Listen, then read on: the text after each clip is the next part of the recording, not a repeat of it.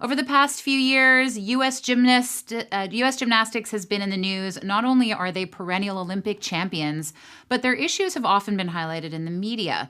Leung is the new executive director and is taking a very proactive approach towards mental health in one of the most intense and controversial sports in the world. Who better to speak with her than our host, Olympic gold medalist Laurie Hernandez?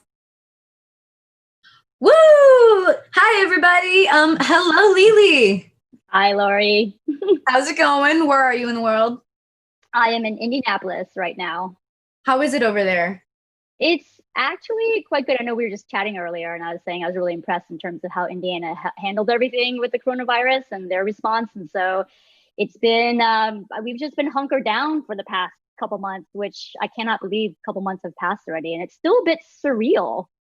Yeah, I mean, the whole thing, it feels like the world kind of flipped upside down, but everybody's handling it the best they can. So I'm happy about that for sure.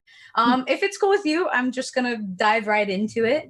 Um, I know, unlike many sports, gymnastics is nearly impossible to train outside of the gym. So, with clubs around the country closed due to coronavirus restrictions, like so many athletes, many gymnasts are struggling with the loss of the physical and the social outlet that gymnastics normally provides. So, what advice can you give to the young people in our community that are missing their sport and their gym families during this time? Well, I think it's important to acknowledge and validate what they're going through, that this is a really hard time for them and for others around them. And as you mentioned, it's really difficult that they don't have the community.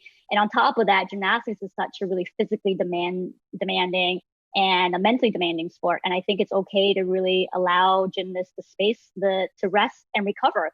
That's not a bad thing. That's actually a really, really good thing in terms of rest and recovery. And I think it's also good to let them know they're not alone in this. This is impacting a lot of other people, not just themselves. And I think that, gymnasts will struggle with it in different ways, given their individual personalities.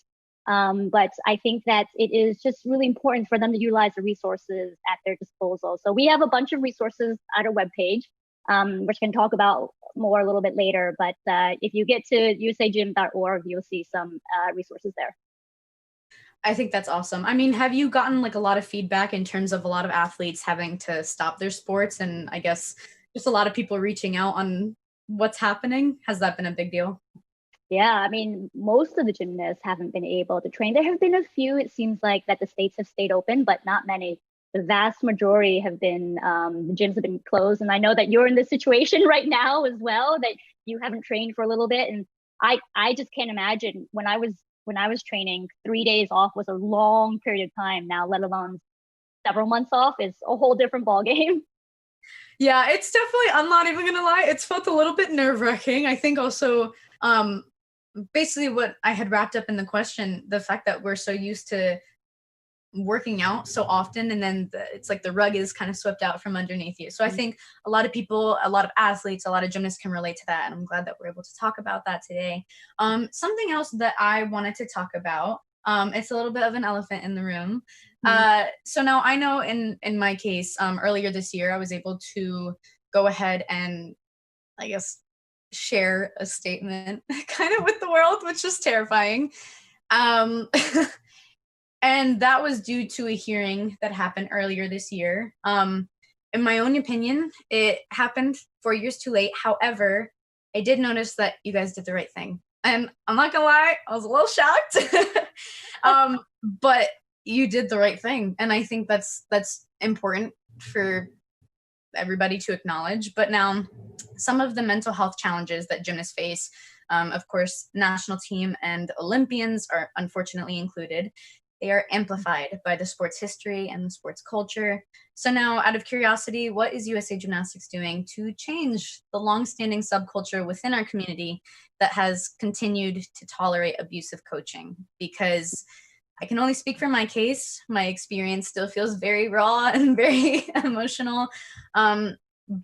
But having done gymnastics for a little over a decade, it's definitely something that I had to deal with. And I know, unfortunately, a lot of my best friends had to deal with it as well. And I want to know what you guys are able to do about that and what you plan on doing Right. forward now. Well, firstly, thank you for your bravery and your courage in terms of speaking up. I think it's really important for gymnasts to do that, because if they don't do that, we don't know what's going on. We actually rely on the community to let us know what's going on. And so thank you for doing that. I think it's crucially important for others to do it as well, and hope they follow suit.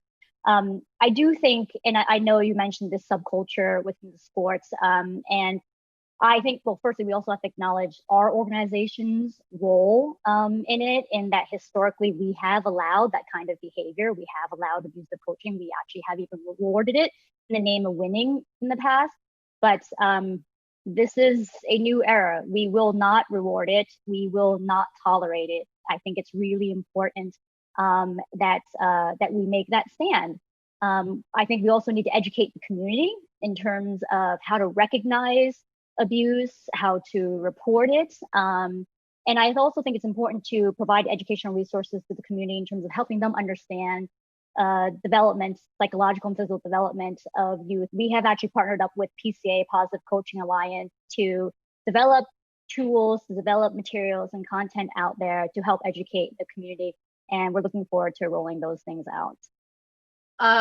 I think that's awesome. Honestly, for someone kind of on the outside of it, not quite on the outside, but as an athlete, I really appreciate that you acknowledge that it was rewarded and that you acknowledge that it happened, because I think in the past we've all seen it kind of like, oh no, we don't do that, we don't tolerate that, but then it was still tolerated.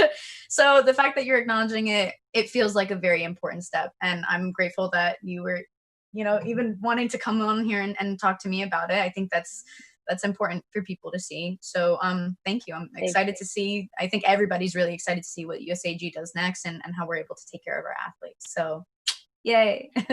I hold ourselves accountable, and it is about a shared commitment by the entire community. So we have to set the tone of that, and that we know it's not going to be easy to shift, like basically have cultural transformation within the sport, but we're committed to doing that for the sake of the sport and the sake of the athletes as well. I can't wait to see it. So now, kind of to go ahead and wrap up the interview a little bit, what types of mental health resources that you had mentioned earlier are available from USA Gymnastics now, and how can gymnasts, or really any athlete, parent, or coach that might be watching, how can they go ahead and access them? Mm-hmm. So if you go to our website, usagym.org, there is a link to basically, it's called Coronavirus Updates. And within that Coronavirus Updates page, there are several resources, be it videos, webinars, documents related to mental health. You can follow our Safe Sport webpage or follow our Safe Sports social account. On our website, we also have webinars. So for example, one topic of a webinar that we have on our website is identifying the difference between abusive coaching and tough coaching. And then in addition to that, the relationship with the Positive Coaching Alliance, we have rolled out content with them, and we actually will be rolling out more content with them. So in fact, our two first workshops, virtual workshops, will be taking place next week. One is, the topic is about, it's called double goal coaching. So coaching for winning and life lessons. And the other workshop is for club owners in terms of how to lead your organization. And then after that, we're going to be developing content for parents and athletes. We'll be rolling out parent content really shortly. Actually, it was supposed to happen now, but with COVID, everything's been pushed back a little bit. But you'll see something in the pipeline with parents really soon. That sounds amazing. I'm sure everybody listening is grateful that you were able to talk to me today. I'm grateful that I got to talk to you. So thank you so much for everything. I'm going to go ahead and toss it to Mary. This is awesome. I hope everybody's staying safe. Yay!